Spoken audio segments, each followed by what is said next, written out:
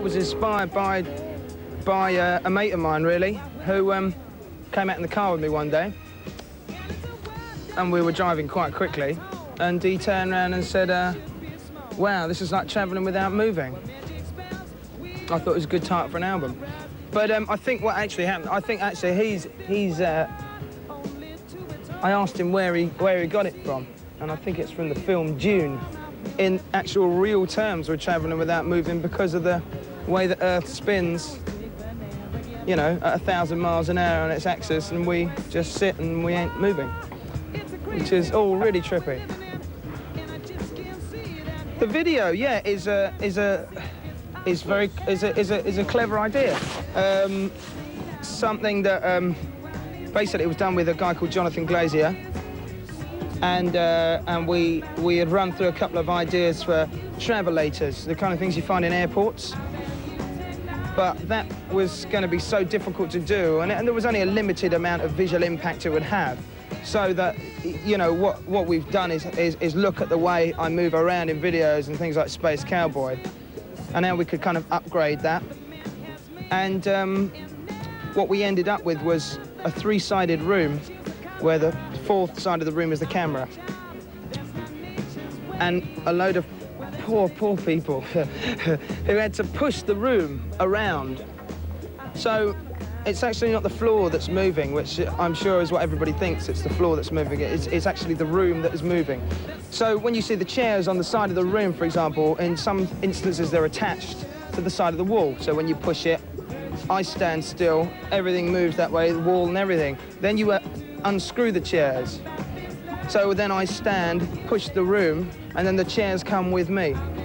But the problem is it was done in 4 shots.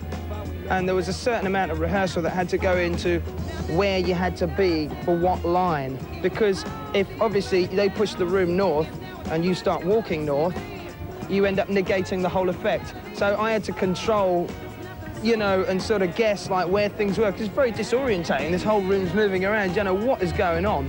And it took me a few takes to sort of get to grips with what was going on and when to stop, you know, and then they push it forward, and so it looks like I'm moving towards you. So it was clever, and instead of taking the lyrical theme of the tune, we've just taken the actual title, Virtually Insane. I mean, it's a mad video. I get quite annoyed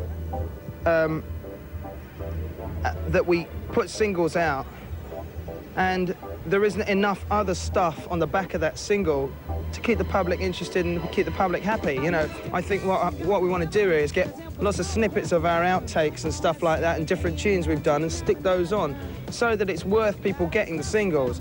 Because, you know, with us, because we are an album band, really, and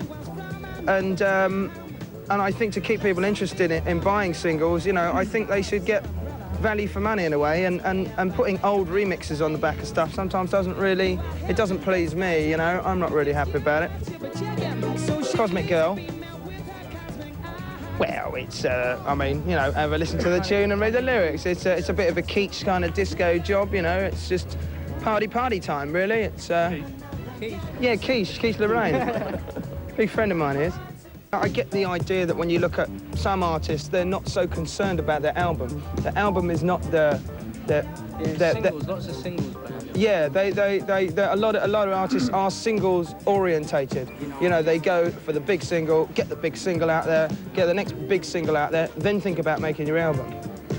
And I think that to get the flavour out of Jamiroquai, people have to have the ingredients put in. You have to have those different ingredients in there, and it's all about influences. I mean, this album's got a lot of influences, from disco to funk to reggae to I mean, well, to Latin stuff particularly, and to I suppose the jungle tune.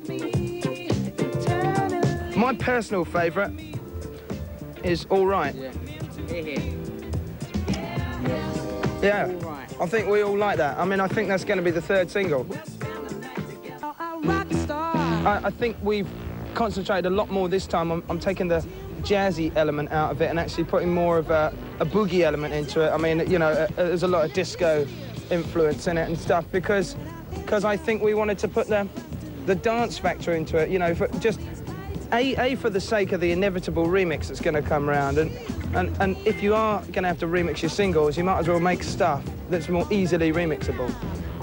And secondly, for the live point of view, that we want to enjoy what we're doing, and I was finding I wasn't getting quite enough of a buzz off the numbers that we were doing. So I think this is a good step forward. You know, we've got a lot more strings in it. The rhythm section, from Derek's point of view, from the bass and the drums and the percussion, it's just much more solid than it was. It's just a better sounding album. It's been, you know, it's been recorded on an old desk for a start.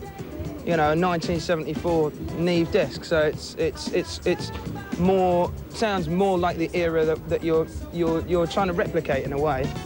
I co-produced it with Al Stone, and we all wrote various different parts of it. You know, we've all had a hand in it, and that works really well. You know, I mean, some stuff comes directly from the melody. I'll actually write some lyrics and have the melody, and then have an idea about the music that goes behind it and put that down.